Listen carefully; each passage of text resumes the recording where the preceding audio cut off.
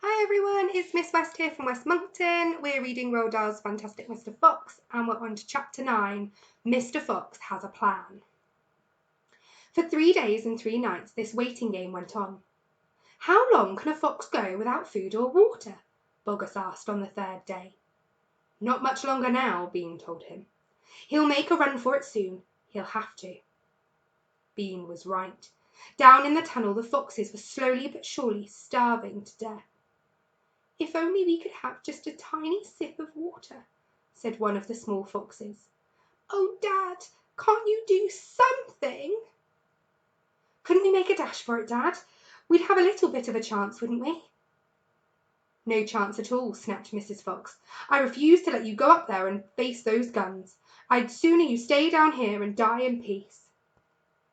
Mr. Fox had not spoken for a long time. He had been sitting quite still, his eyes closed, not even hearing what the others were saying. Mrs. Fox knew he was trying desperately to think of a way out, and now, as she looked at him, she saw him stir himself and get slowly to his feet. He looked back at his wife. There was a little spark of excitement dancing in his eyes. What is it, darling? Said Mrs. Fox quickly. I've just had a bit of an idea, said Mr. Fox carefully. What? They cried. Oh, Dad, what is it? Come on, said Mrs. Fox. Tell us quickly.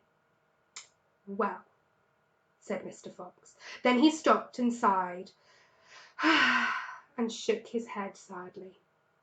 He sat down again. It's no good, he said. It won't work after all. Why not, Dad?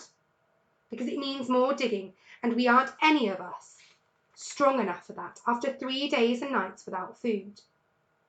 Yes, we are, Dad, cried the small foxes, jumping up and running to their father. We can do it. You see if we can't. So can you. Mr. Fox looked at the 4 small foxes and he smiled. What fine children I have, he thought.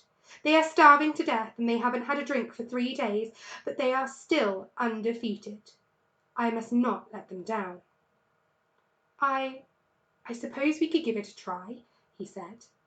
Let's go, Dad. Tell us what you want us to do. Slowly, Mrs. Fox got to her feet. She was suffering more than any of them from the lack of food and water. She was very weak.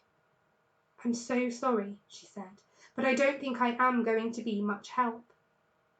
You stay right where you are, my darling, said Mr. Fox. We can handle this by ourselves.